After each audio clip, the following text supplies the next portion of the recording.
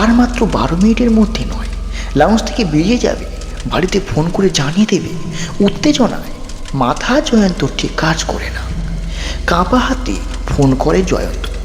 Hello Jayati, হ্যাঁ বলছিলাম প্লেনটা দেরি হচ্ছে। না না, এমনি আমি আপনাকে ফোন করি। সাবধানে থাকবে, কোনো রকম প্রবলেম হলে মিলনকে ফোন করো। আর শোনো শোনো, রিন্টুকে একটু ফোনটা দাও তো। রিন্টু শোনা, তুমি মার কথা শুনবে, ভালো হয়ে থাকবে, বুঝলে? তোমার ওপর অনেক দায়িত্ব। কি আনছি? ও, তোমার জন্য একটা ভালো বই কিনেছি। আচ্ছা, তোমার মাকে একটু ফোনটা দাও তো। হ্যাঁ শুনতে পাচ্ছ? হ্যালো জয়তী, শোনো, আমার ব্যাঙ্ক অ্যাকাউন্ট ফাইলে আমার সব অ্যাকাউন্ট পাসওয়ার্ড আছে। না না, সব ঠিক আছে, তবু আমি এমনি বলে দিচ্ছি। ফাইলটা কোথায় ঠিক বুঝতে পেরেছো তো? হ্যালো, হ্যাঁ ঠিক আছে, তবে আমার আসতে একটু দেরি হবে কিন্তু। লোকটার কথা আবার ভেসে আসছে। কি 10 মিনিট শেষ? বাধ্য হয়ে ফোনটা রেখে দেয় জয়ন্ত। যাক, দরকারি কথাটুকু জেনে গেছে অত্যন্ত। হ্যালো, অনেক চিন্তাই মাথায় আসে। জয়তী রিন্টুর মুখ খুব বেশি মনে। যদি সত্যি কিছু হয়, কি করে চলবে ওদের? ঠিক সব কিছুতেই ওরা জয়ন্তর উপর নির্ভর করে। কিছুই আর ওরা ঠিক জানে না। ছেলে মানুষ তো কী করেই বা জানবে? আরে জয়ন্ত না? পরিচিত গলাটা শুনে চমকে ঘুরে তাকায় জয়ন্ত। তীর্থ, তীর্থ এখানে? দম বন্ধ হওয়া পরিবেশে এক ঝলকা হাওয়া। তুই তুই এখানে? আরেই আমি কানাডা থেকে ছুটিতে ফিরছি, 6 ঘন্টা পরে কানেক্টিং ফ্লাইট। তা কী করিস কানাডায়? ব্যবসা। কিসের রে?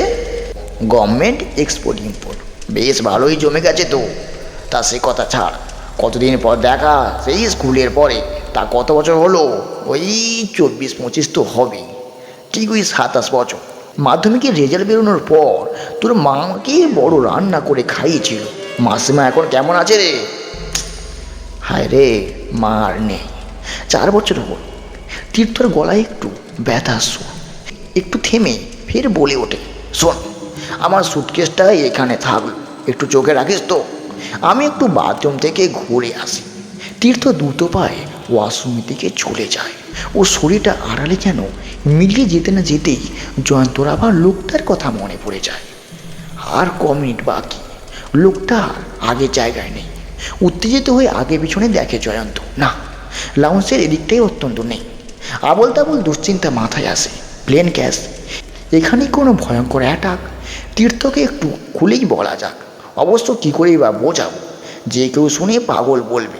30 বছরের আগের তীর্থ যে আজ অনেকটাই অপরিচিত। উত্তেজনায় 1 কাপ ক্যাফেচিনো নিয়ে চট করে আবার ফিরে আসে জয়ন্ত। দূর, নিকুচি করেছে। বাজে স্বপ্নের মতো চিন্তাকে ভুলে যাওয়ার চেষ্টা করছে জয়ন্ত। পুরোটাই তো আজগুবি। বাড়ি গিয়ে কোনো ভালো একটা ডাক্তারকে দেখাতে হবে। জোর করে একটু হাসার চেষ্টা করে জয়ন্ত। অদ্ভুত, তীর্থ এত দেরি করছে কেন? ওকে বলতে পারলে একটু হালকা হওয়া যেত। কি যেন বলছিল লোকটা?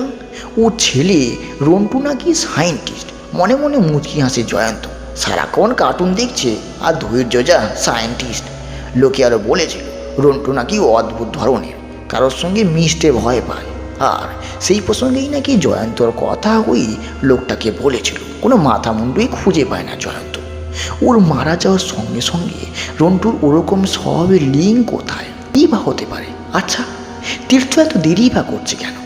উঠে ওয়াশরুমের দিকে যায় জয়ন্ত। না, ওখানে তো নেই। তাহলে কি শাওয়ার রুমে স্নান করতে গেছে? শাওয়ার লিস্টের নামের মধ্যে তীর্থের নামও খুঁজে পায় না জয়ন্ত। না, তাতে তীর্থের নাম নেই। ঘড়ির দিকে নজর পড়ে, আর মাত্র ঠিক 1 মিনিট বাকি। বুকের ভেতরে আওয়াজটা যেন নিজেই টের পাচ্ছে জয়ন্ত। বুকটা ডার ঢিপ ঢিপ করছে ভয়। কি অদ্ভুত! খেয়াল হতে জয়ন্ত ছুটে ওর বসার জায়গার কাছে আসে। তীর্থর লাল টলে ব্যাগটা একবার আর চোখে দেখে নিয়ে শুধু নিজের ব্যাগটা নিয়ে জোর পায়ে লাউঞ্জ থেকে বেরিয়ে আসে। প্রায় ছুটতে থাকে জয়ন্ত।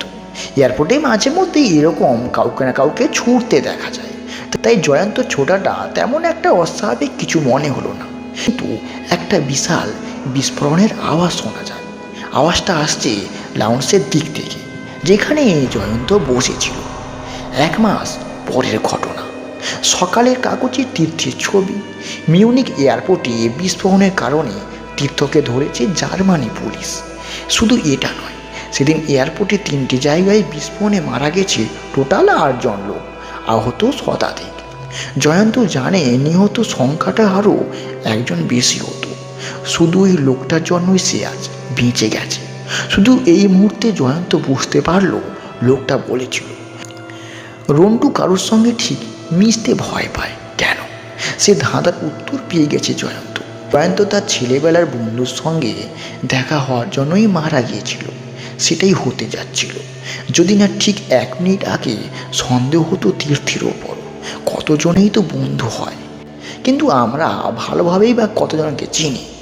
আর এই ঘটনার জন্য রন্টু কারোর সঙ্গে মিশতে ভয় পায় না, পায় তো আর বলা যাবে না, ভয় পেত।